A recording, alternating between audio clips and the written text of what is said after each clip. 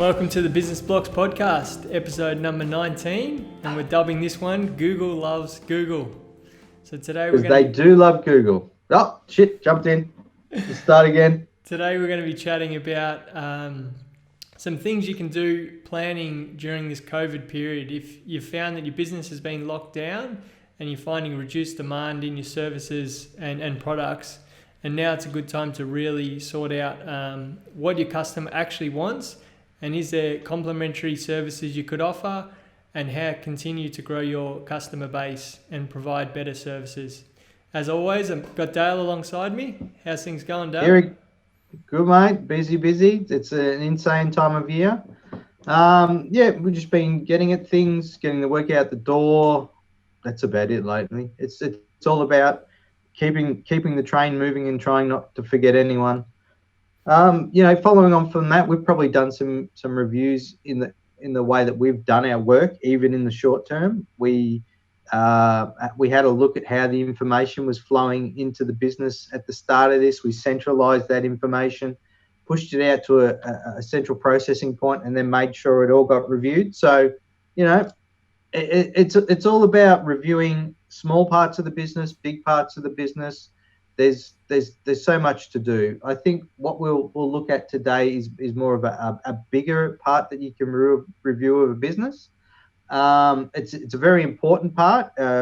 Clients are probably the most important part of any business. Without them, we don't survive. So we'll get into a few things that we've done with them, what we found out, and how you can sort of take the time of where we're at now and use that to, if you've got a bit of downtime, use either some key staff or use your own time to build a better picture of what it is that you actually do, because sometimes you don't understand it yourself.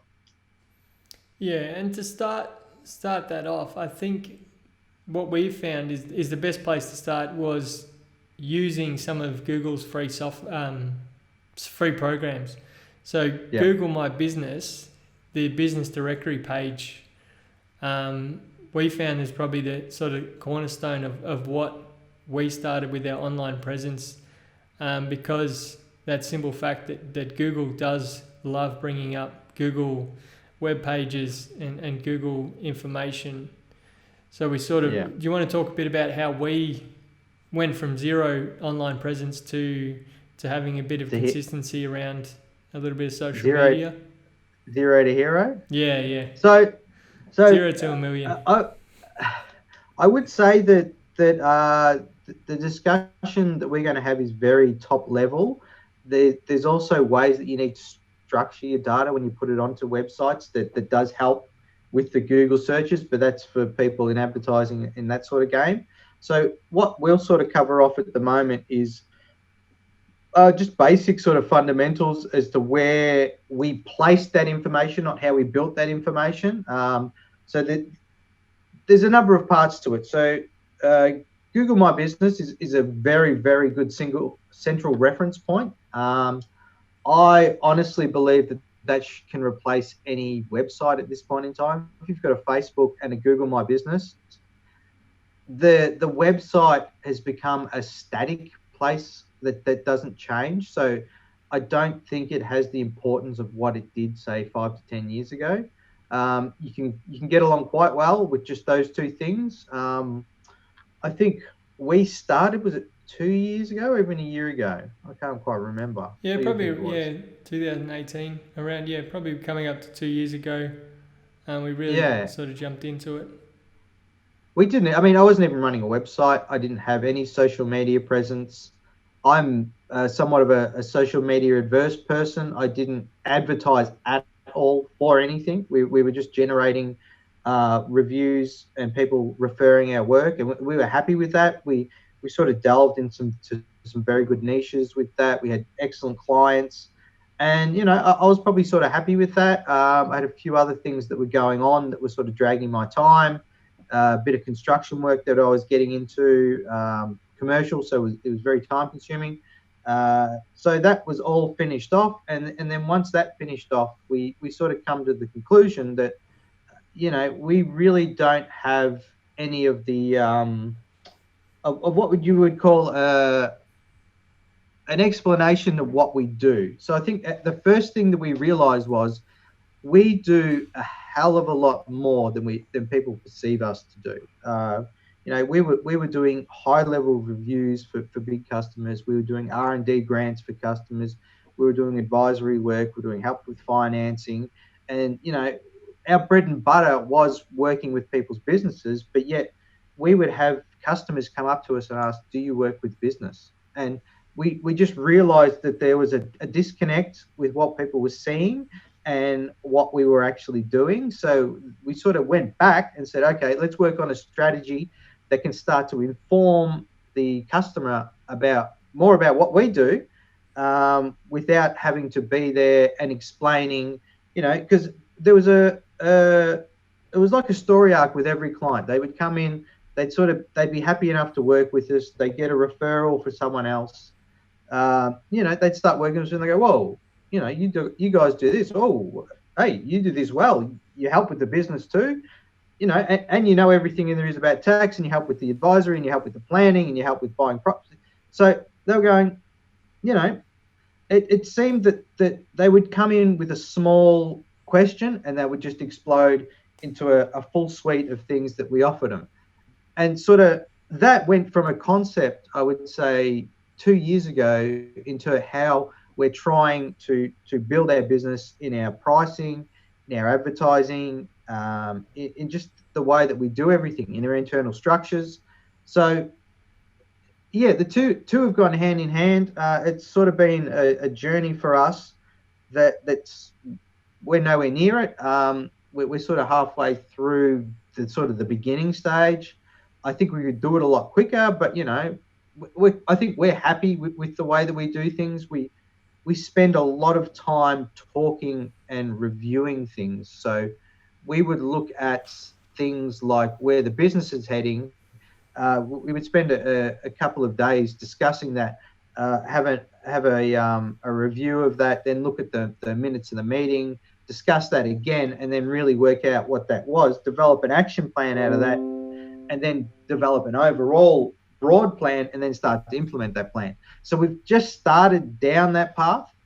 But what were we talking about? We were talking about web pages. I went off on a tangent. Yeah, so you were talking about how we continued how we started out with the online presence through Google My Business, and then we had found that we had a disconnect from what customers thought we did and what we actually did. I think just on the point of referrals as well, is we also found that if we didn't have an online presence, we may have customers that would say, "Oh, suggest tax for you," and then their friend would go online and can't find anything about us. They're going to go, "Oh well, I'm not going to worry about this," because in this day and age, if you were to suggest a tradesman to me, first thing I'd do is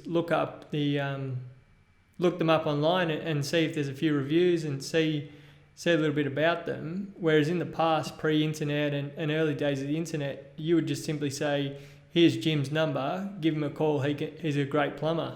Whereas it's not the case these days. The ability to get access to data, information, and customer reviews with every transaction becomes... Oh, you look at TripAdvisor. I mean, that's a prime example of a business that's just based around information. So we've taken that and moved into the podcast. So our podcast and our YouTube videos were sort of our outlet on how we sort of release that information.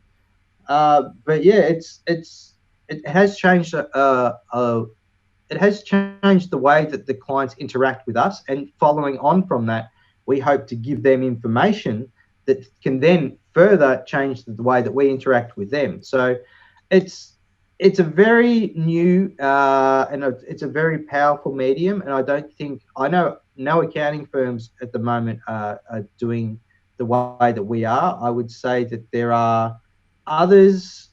No, I don't think I know of anyone else who is. I mean, what we're trying to do is build up something that helps bring people up to our level without, having to have that face-to-face time. So by the time you're having a conversation, the understanding is a two-way understanding. So, and that's done through social media, and that's done through YouTube, and that's done through podcasts. The podcasts also give us exposure, and it also shows our clients what we're working on and what we do. So I think it's a huge expansion on what you used to have, where you would have, you'd have the website and and that's it. You see one guy smiling and just standing there, and there's Jenny. She works at the main desk, and Tax for You is the hardest working tax firm in Australia. They will get the best result for you, which means absolutely nothing. Lots Whereas of if you look buzzwords. if you look at what we're doing now, I think you can get a greater understanding of who we are and what we do just by watching one of our videos. Yeah. So it's a huge. So you're saying for business owners, you should be, if you have free time, you should be jumping on YouTube. I know we could sit here and talk about how to set up Google My Business, but I would suggest if you haven't got a Google My Business page, I would jump on YouTube, how to set it up, what's the best way to set it up. It's regularly changing, so just look for the latest 2020 video and spend an hour setting it up correctly. And then that would be the first stage. Is that what you mean when you talk about of getting businesses up to our level and on the same page discussing things? I think so. It's more like, let's say I'm a different company and I'm a plumber, for example. I think if you can get a familiarity with the client before they make that phone call, it makes the first phone call a lot easier. I wouldn't suggest that YouTube is right for everybody. I wouldn't suggest that podcasting is right for everybody. But it's like we had a journey of where we started. We just thought, okay, well, let's put out some texts, some articles on the internet, and that'll help people understand what we're doing. And then we realized, well, that really doesn't cut through. So then you move on to pictures and you realize that cuts through a bit more. And then you realize, well, okay, let's go on to audio. And then, step by step. So every different medium cuts through a little bit more. So if you're a plumber and you're doing videos, that's amazing. You're going to get a lot of breakthrough on that. But you don't need to do that. I just think that you've got to move away from that stagnant, that's it. That's the website.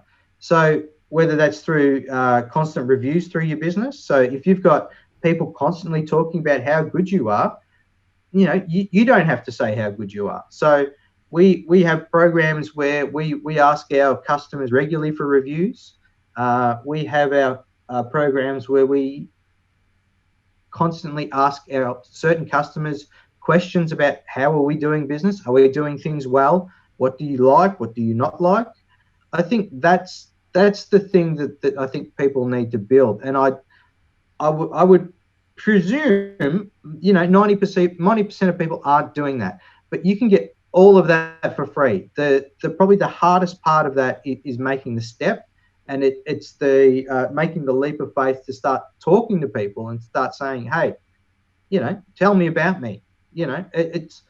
I don't know everything about me, and you'll get a different perception through someone else's eyes than if you are trying to tell them what you are.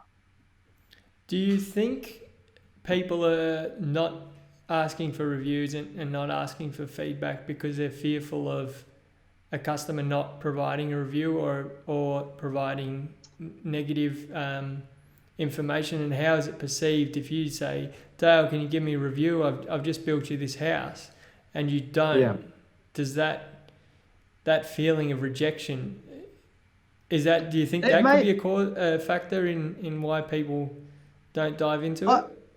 I think so, but I also think it's an inherently Australian thing not to ask people for, hey, can I have something? Hey, how about you do this for me? It's like, it's something that I don't think that I was doing 2 years ago, because that wasn't something that was inherent to what I did. I was just, hey, let's do the work. Let's do the work. I'll just do it, churn it out. You realize once you sort of make the step to start asking people for things, and it's not an issue. It's more of an issue for the person asking than the person who's getting asked. So I think, so it's people get held off because they just, they don't want to ask for things. They perceive that they're sort of, begging for likes sort of thing, where most people understand these days how the system works, and they understand why you're asking for it. So it's a non-event at the end of the day. But coming from a stage of, if I don't have that internet presence, and I don't have that social media presence, going from that to asking people, hey, can you give me a like, or can you give me 4 stars or 5 stars? It's sort of it is a big step. But once you're in the zone, it's nothing. And do you think it lifts your level of service, or does your level of service need to be at a level that you believe you're giving the best service to customers? Do you feel that by asking reviews, it's pushing you to work even harder? I don't think so. I think we've always strived to do things the best we always could. If I'm digging a hole, I'm digging the best hole I can dig. So it's just the way I work. I think what is it that a new business you're looking into? Holes for you. I just think it's recognition of a job well done. So I'd say it's more a positive recognition of a job well done, rather than that being the reason for you to do the job. So it does make you feel better, and I think you get a better understanding of how well you're doing things when you can see 50 good reviews. So, I'm doing exactly what I've done, 10 years ago. I'm working as hard as I can to get the best results I can, to help people as much as I can. The only difference now is I'm asking people to say, hey, if you like me, tell somebody. That's what they were doing anyway, but now they're doing it in a public place where it's recorded. So it's not really a big deal. But yeah, I think I enjoy what it is building. It's surprised me to see at how many good reviews that we're getting. I mean, even though we do a good job, you never see yourself as being as good as you are. By receiving reviews, have you provided more reviews now to businesses? Nope, not one. I have found that I've given many reviews now to especially small businesses that I go to, and food venues. Obviously, I don't go to McDonald's and jump on their Google page and give them a review, but I definitely do think that I give a lot more, because it's given you get, I guess. I think that's more of an age thing too. I'm more of the older style, where I don't do a lot of social posting, where you're right in there. I haven't got onto TikTok yet. TikTok tax for you hasn't come on board. 2021, mate. But also looking from a different perspective from the customer, and now they are in likely to be in lockdown or working from home, they have more time to research who they're going to deal with, who they're going to transact with. So not only that you have time to build these reviews and the system to support what you're doing, customers now have more time essentially to look around at the competition. So if you don't have the reviews or any presence, they will just skip over you and look to other competition. The surprising the difference. You look online, look at Joe down the road as opposed to what you do. It doesn't take a lot to look better than him, just by asking a few people, and then you can take it a step further by actually providing content that tells them that, that of the way that you do it. Now you're 3 steps ahead of Joe down the street, because all he's doing is he will probably put up. The most people do is they'll do a Facebook blog, Monday morning this, Wednesday afternoon that. They may do they may do an article or something that goes on the website, and that's sort of where it about ends. But these days, in an online world, the only businesses that are doing well now in the retail market is online. So that's going to be the same for everything else. We've been doing remote everything these days. We're not traveling around to people anymore. So we're basically a fully online business at the moment. If you are building your online presence now, it's not a 5-minute deal. Like we've said, we've been at it for 2 years and we've been constantly working at it. It just grows and grows and grows and grows. And, with the podcast of what we started it out as to what it is now, that's grown, has grown, and has grown. So it's just about starting the journey and then stepping it one bit more and one bit more and one bit more, and then continuing to do that until you finish. And then what you'll find is that you'll hit this point where you're just so far in front of the other people and they're 2 years behind you. And they're 2 years behind you because you've learned and you put the quality in and you've just got the history. Let's say you get up to 200 positive reviews. Can you tell me that anyone who looks at that won't be happy enough to click on it? Yeah. And that's 2-year process maybe. And we know those 200 is equivalent to 5, if not 10 times that, because we know that not all customers review. And even if you had 20 or 30 reviews compared to other people, that you're 6 months, a year ahead of people in your area. So I think going back to first step would be putting an hour into creating your Google My Business page, look up the best how-tos with YouTube, and then the consistency. So asking consistently about asking for reviews. Don't set it up and walk away. YouTube's probably an advanced step. I'd say no. YouTube for the instructional, not put content. Use them. YouTube is the simplest way to learn how to set it up. We could sit here and run through the steps, but it's a waste of our time really, and waste of your time. There's people that are far smarter than us in that area that put together some videos that are 10-15 minutes. 100%. Not like our dragged on for half an hour every time. Yeah, so start there, get it set up, consistently ask for reviews, aim for maybe a review every 2 weeks, depending on the size of your business and your customer base. But consistency is the key. That's the other thing. If you get 30 reviews in your first month, you don't get another review for 6 months. Customers see that. They see that you've obviously sat down, played with it for a couple of weeks, and then moved on. So you can't. There's nowhere to hide anymore, I think is a key factor. And we look at other accounting firms, other professionals, other industries that we're in competition with all of them, and we see what they do, and straight away you can see that was cool. They created a Facebook, they created Google My Business for a month, and then you see their last post is a year ago, or their last review they have 2 reviews.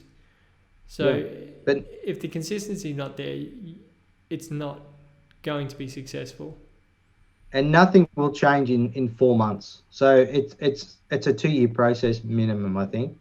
And 2 years to learn the basics, then give it another year to grow it.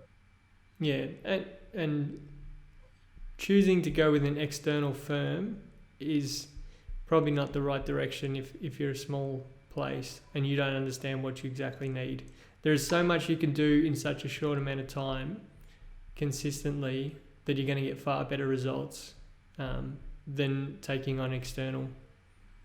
Even big firms. We've had clients who have taken on big marketing budgets. So if you're huge and you've got a $400,000 or $500,000 a month marketing budget, marketing firms are for you.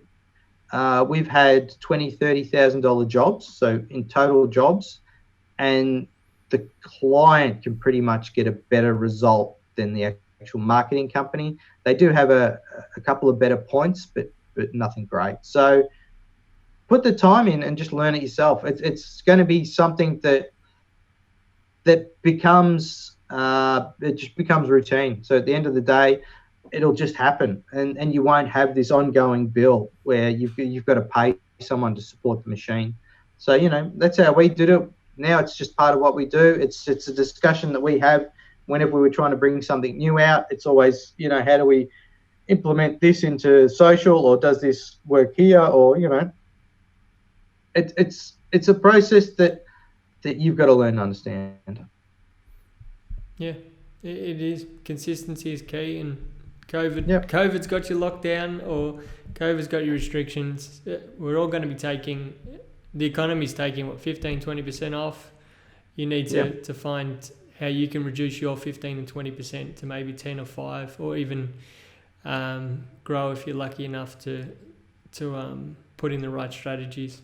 So is there anything you wanted to finish off with lockdown? That? Yeah. So they're saying JobKeeper may last till March. So if you put in, so if people actually started now and ran their program until March and didn't see a result at the end of that, I would be hugely surprised. So what that would mean is that what you do now will pay dividends by the time the JobKeeper gets taken away. And when JobKeeper gets taken away, that's when they perceive that the economy is going to start to take a bit of a dip. So just do that. There you go. That's your time frame. Either take the staff. You use the staff that may have less work to do that are on JobKeeper, or also if you're a sole trader getting $1,500 a fortnight, take a few hours, and the government's essentially paying you to do that building of your business. So don't definitely feel like all this is unpaid and unbillable time. It's essentially covered by JobKeeper. I've always been of the opinion of billable, but that's because of my history. I think that is a very 2002 idea of way of doing things. 2020 is that you have to take on a myriad of things that grow a myriad of aspects of your business, and that's just the way it is these days. Okay. So next week, do you want to move into, so we covered off reviews today and the importance of getting referrals and reviews. Then do you want to sort of talk about how you can go about getting survey and a little bit of feedback on a survey basis? Yeah, I think so. I think we can sort of run through how we've dealt with it in the past and how we've dealt with the questions that we've asked and what we thought is important and how that's changed things. And then just how that should be tied into how the business runs. Yeah. Okay. Sounds good. We'll get back to it. Speak to you later on. Thank you, Chris.